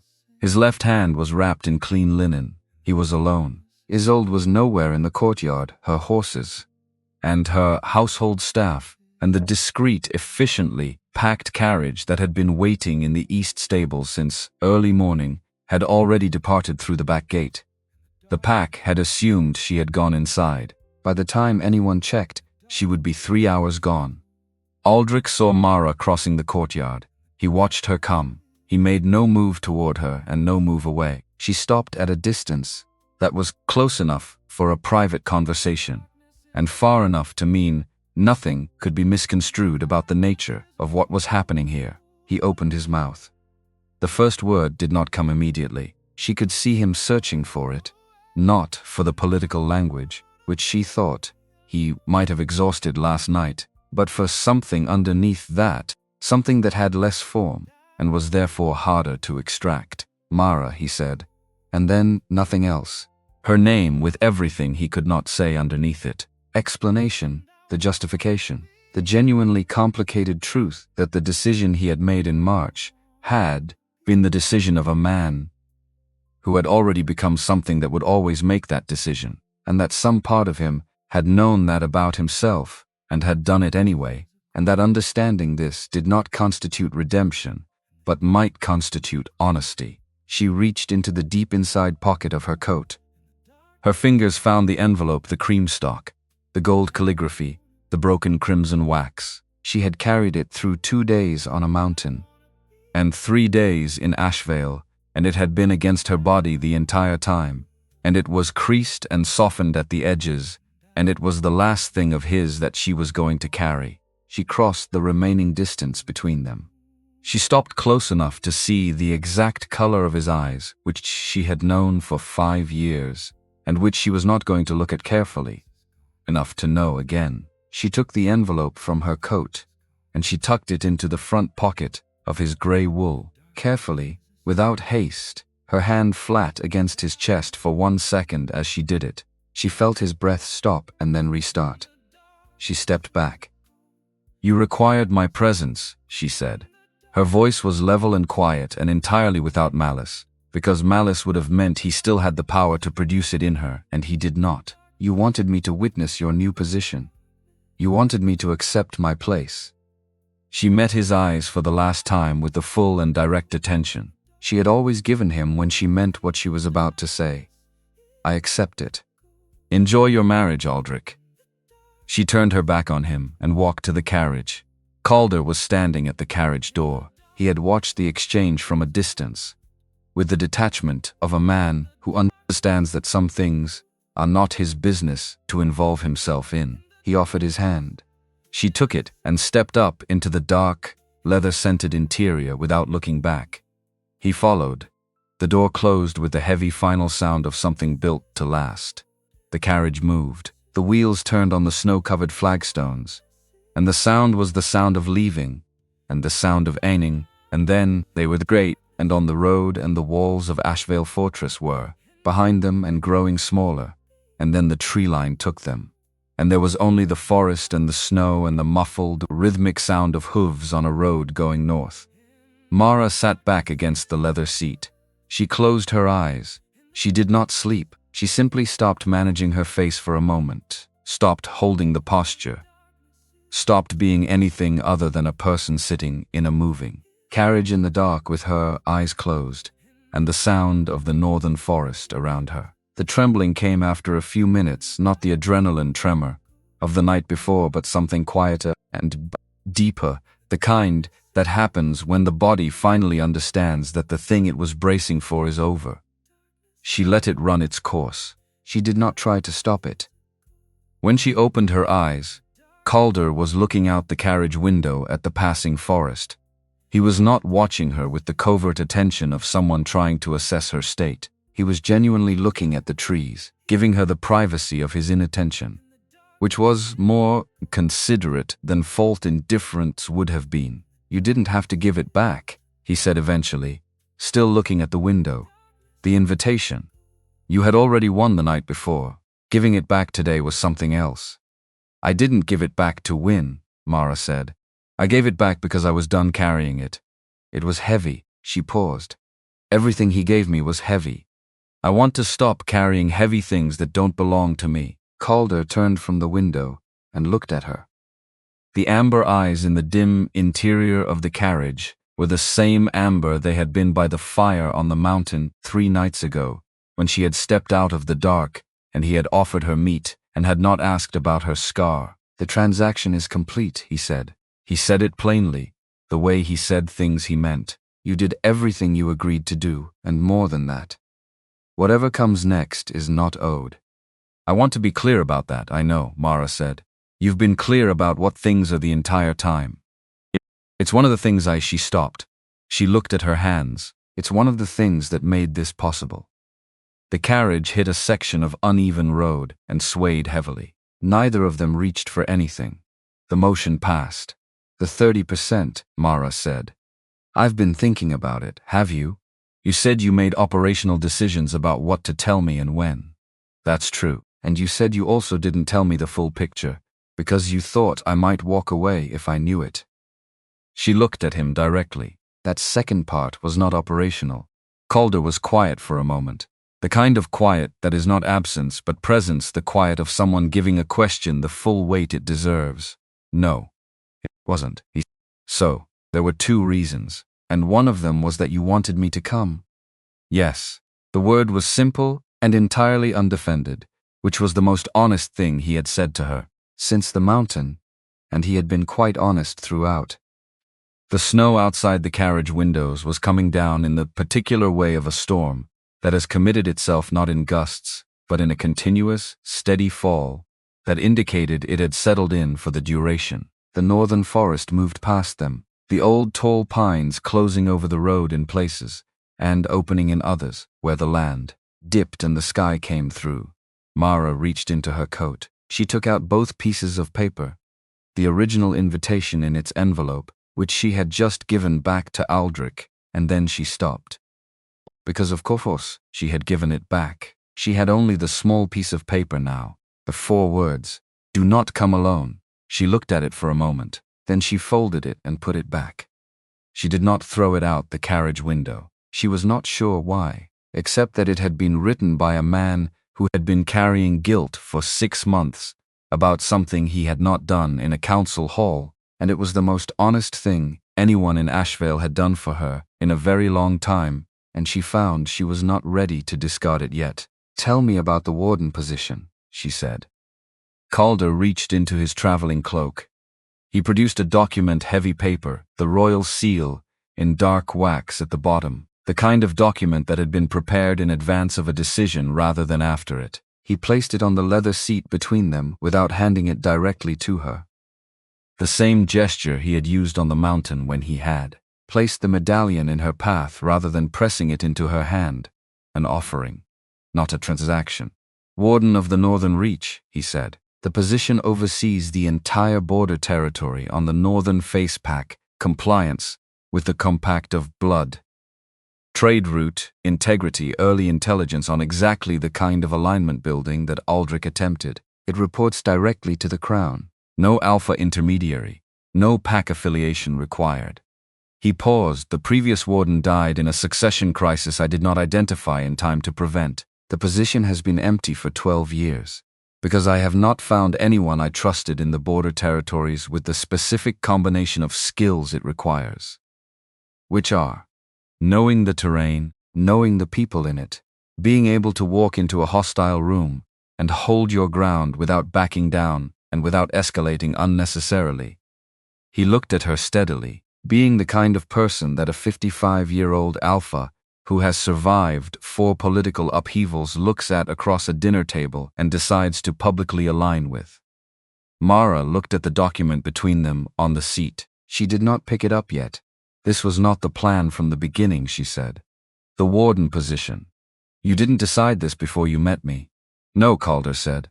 "I decided it in the library at approximately 1 in the morning, when you looked at the map and told me that the eastern approach to the high ridge had a secondary path that does not appear on any document I have ever seen, because you found it yourself in your 2nd year at Ashveil, and told no one because it was useful to know and useless to share." Mara remembered saying that. She had not thought of it as significant at the time. She had been looking at the map and talking about what she knew. "The position comes with a residence," Calder continued, "on the northern face of the high ridge, at the boundary of what was Ashveil territory. Small building, well built, adequate firewood provision. It overlooks the pass you crossed 3 nights ago." She looked at him. "You built that in," she said. "The location. I thought you might find it appropriate." He paused. "You crossed that pass to leave. The warden's house on the other side of it is not a symbolic gesture. It is the literal strategic position the role requires. The fact that it is also..." He paused again. He was not usually a man who paused this much. "The fact that it means something additional is not incidental to my decision, but it is not the primary reason." Mara picked up the document. She held it without opening it. She looked at the royal seal, the crowned wolf in the wax, the same as the medallion she had caught across a fire 3 nights ago. She thought about the cabin with the sagging roof. She thought about 6 months of splitting wood in the dark and waiting without knowing what she was waiting for. She thought about Aldric's face when she had tucked the envelope into his pocket. Not the alpha face, not the political face, but the face underneath it, the one that had understood something too late to do anything useful with the understanding. She thought about the library at 1 in the morning and the map between them and the particular quality of working alongside someone who listened to the full answer before they responded. She opened the document. She read it through from the beginning.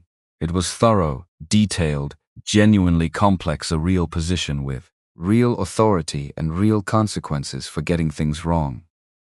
The salary listed was significantly more than she had expected.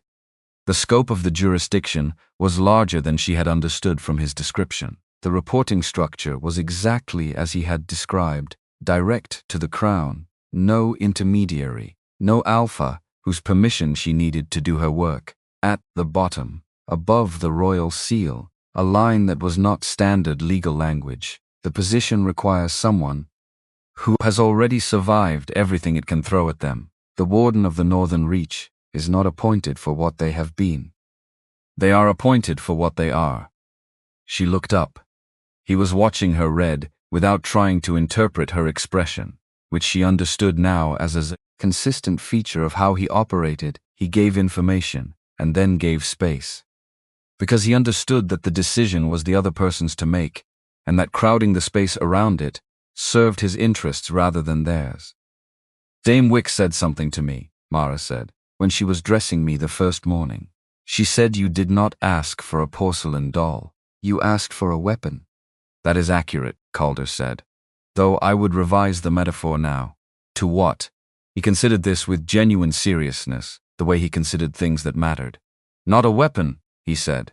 Weapons are used and set down. I am not looking for something to set down. He paused. An anchor. The Northern Reach needs something fixed, something that holds when the current runs against it. He looked at her. You held last night in that hole against everything Aldric Vorne and his entire assembled network could apply to you. And you did it without losing what you are. That is not a weapon. That is something rarer. The carriage moved through a section of older forest where the pines were close enough together that the snow barely reached the road. The light inside the carriage was dim and warm and smelled of leather and the distant residue of the pine resin that had burned in the Ashveil braziers and clung to both their coats. Mara set the document carefully on the seat beside her. She looked at her hands, the ring, the calluses, the clean diagonal scar on her left forearm from the knife fight on the mountain. She thought about the scar at her throat. She reached up and touched the choker, the cold silver that had covered it through 2 days of Ashveil, and unfastened it. She held it in her hand. The air against the scar was cool and ordinary. She looked at the scar without a mirror, simply aware of it as part of the left side of her neck. It did not ache. It had not ached since she walked into Ashveil's great hall yesterday evening. She did not think it would ache again. The tissue was dead and healed, and it would simply be there, the way all honest marks of a life honestly lived were simply there, requiring neither display nor concealment. She set the choker on the seat beside the document. She reached across and placed the signet ring, the one Dame Wick had put on her finger 2 days ago, the one that had told every wolf in Ashveil's courtyard exactly what weight stood behind her next to the choker. Calder watched this without speaking. I'll wear neither of those on the job, she said. The ring means your authority, not mine, and the scar doesn't need covering. She looked at him directly. If the Warden of the Northern Reach can't hold her own authority without borrowing someone else's symbol, she's the wrong person for it. Something shifted in Calder's expression, the slight change in the region around his eyes. That was others. She was learning, the equivalent in him of what other people expressed with their entire face. Agreed, he said. I'll need the secondary path to the High Ridge Pass documented properly, she said. It's not on your maps and it should be.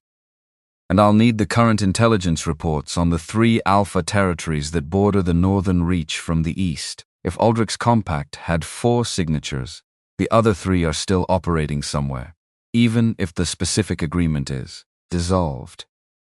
You'll have everything in the Warden's archive when we arrive, Calder said. He paused. There is also a full intelligence briefing I have been preparing for the Warden's position for the last 3 months.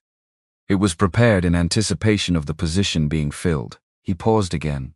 I had a candidate in mind. 3 months ago, Mara said. You had a candidate in mind before the invitation was sent to me. Before the invitation existed, he said. I had a candidate in mind. I did not know if the candidate would be willing, or if the candidate would be who I believed one she was when I finally had the opportunity to see for myself. The carriage swayed through a bend in the road. Through the window, the mountains became visible. Through the tree line, the northern face of the high ridge, white and enormous against the gray sky, the peaks lost in cloud. Somewhere on the other side of that ridge was the eastern approach.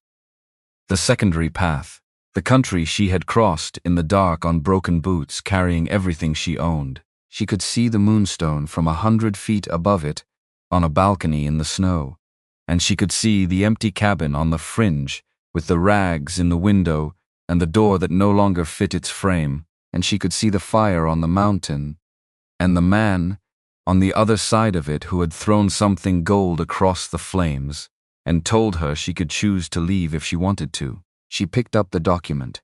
She folded it carefully and put it in the inside pocket of her coat, next to the small piece of paper that said "Do not come alone." She held her hand out, palm up, resting it on the seat between them. Not a demand, not a performance. The same offer he had made on the mountain given back. Calder looked at her open hand for a moment, the calluses, the scar at the wrist. From the mountain fight, the absence of the signet ring. He placed his hand in hers. His grip was warm and solid and did not require anything of her that she had not already given freely. There was no dramatic weight to the silence that followed, no electricity of the kind that stories manufactured between people at significant moments. There was simply the sound of the carriage on the road, and the snow on the roof, and the breathing of two people who had, in the space of 4 days, told each other things that were true, and had behaved consistently with those things, and had arrived at a point that was not an ending, but a beginning of something more complex and more durable than either of the alternatives. After a while, Mara said, "The archive. Is it organized?" "It is organized," Calder said. "By the previous warden's system, which I have never fully understood. I'll reorganize it. I expected you would." "I'll also need to go back to the fringe," she said. "There are things in the cabin I left behind." He glanced at her. "What things?" She thought about the cabin, the hearth she had fed every morning, the axe against the block, the door that no longer fit its frame, the window stuffed with rags. "Nothing valuable," she said, "but it was mine. I want to close it properly." He understood this without requiring explanation. She could see that he understood it, and that he would not try to explain to her that there was nothing worth going back for. Because he grasped that the going back was not about what was there, but about the act of going back as a different person and closing the door from the outside rather than having it close behind you while you were already running. "We can make a detour on the way north," he said. "It will add half a day." "That's fine," she said. They rode in comfortable silence through the old forest and the falling snow, and the gray northern afternoon.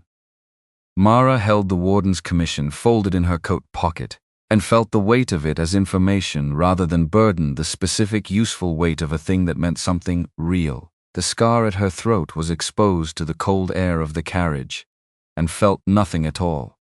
Just skin, just the honest record of something that had happened and been survived and was now simply part of the landscape of her, the way the mountains were simply part of the landscape of the north, not obstacles anymore, not threats. Just the terrain you learned and moved through, and eventually knew well enough to find the paths that didn't appear on any map. The northern reach opened ahead of them as the road climbed, and the forest thinned, and the sky came through, white and immense and entirely indifferent to what had happened in Ashveil's courtyard and great hall and stone corridors over the last 2 days. The mountains did not care about bonding ceremonies or political compacts, or the specific kind of courage it took to walk into a room full of people who expected you to be small and to decline that expectation with your full and steady attention. But the mountains were there, and the pass through them was there, and on the other side of the pass,